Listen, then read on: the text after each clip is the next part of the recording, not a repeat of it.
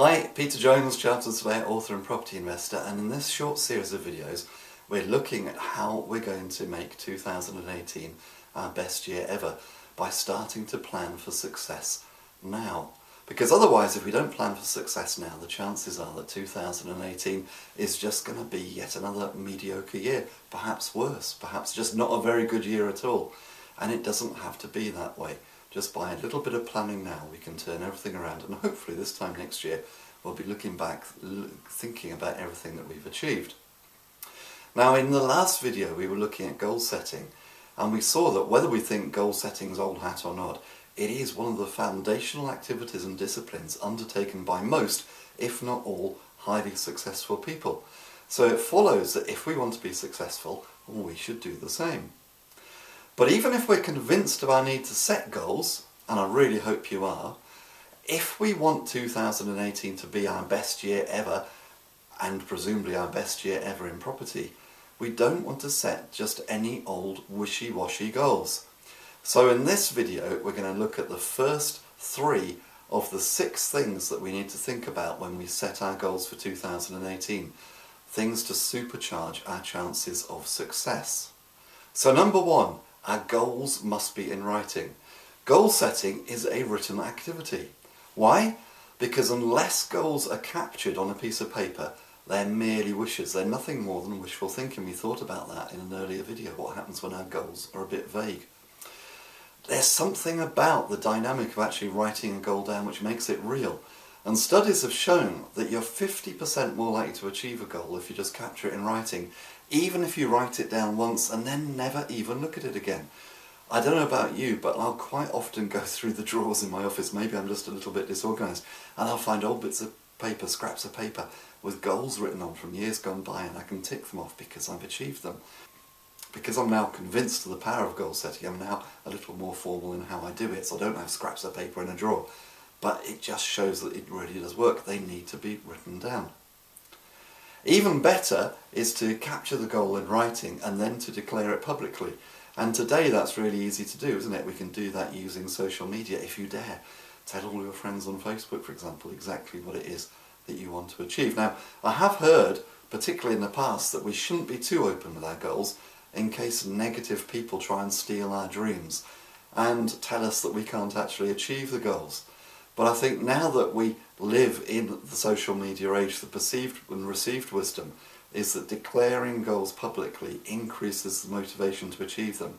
It increases the motivation not to lose face, and generally speaking, depending upon where you actually post about your goals, you should hopefully get a load of support from your community, from people who really care about you. So I'd say that is probably a positive thing to do. Number 2, your goals should be big enough to make a difference.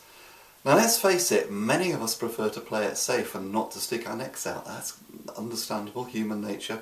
Don't want to bite off more than we can chew. We don't want to look silly if we set a big goal and then don't get anywhere close to achieving it. But guess what? If we set mediocre goals, we're going to have a mediocre life. We're going to have a mediocre 2018, and who wants that? So if we're going to set goals, we may as well set big goals. Because after all, many studies have shown that it takes little more effort, energy and planning to achieve a big goal than it does to actually achieve a small goal.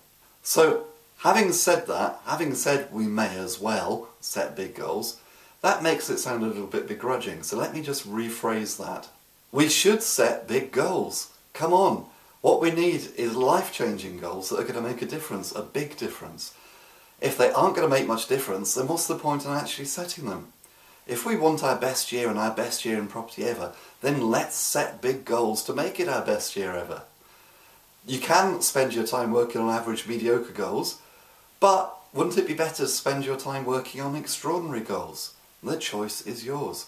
And talking of choice, the choice of goal that you make will undoubtedly come down to your mindset, which we thought about in the first video. What you decide to work on is everything.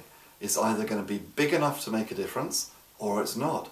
So you may as well just go for it. Go on, set big goals.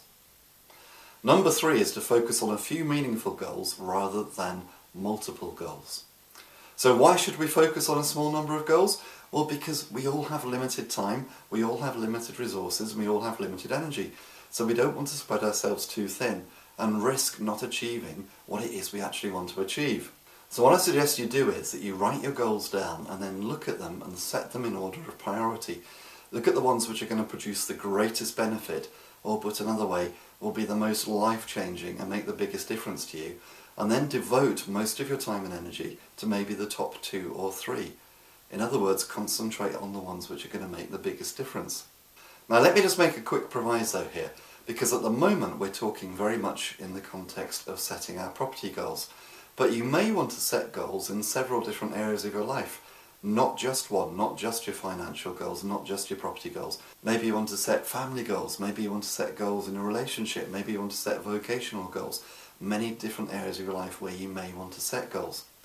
So what I'd suggest you do is make goals in all of the areas of your life, and then focus maybe on the top 2 or 3 in each area of your life, and then maybe just try and pick those out and put them in order of priority as well, so that although you may have one particular focus, you've still got some kind of balance and you're still achieving goals across the whole of your life.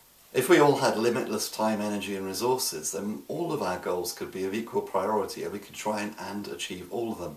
But unfortunately we have to accept that that's probably not going to be the case. We can't do that, and so we need to decide which ones we'll put most effort into. So for example, you may decide that your number 1 goal should have 50% of your time and energy and 50% of your resources, whereas the number 2 goal, maybe that'll have 25% of your time and resources and energy, and then the number 3 goal maybe 10% of your time, energy and resources, and so on. Then we need to be disciplined and to stick to that order and priority and not get distracted. So in my next video we'll look at the next 3 things we need to think about when we're setting supercharged goals, things which will help us to make 2018 our best year in property, or just our best year ever. So until then, here's to successful property investing.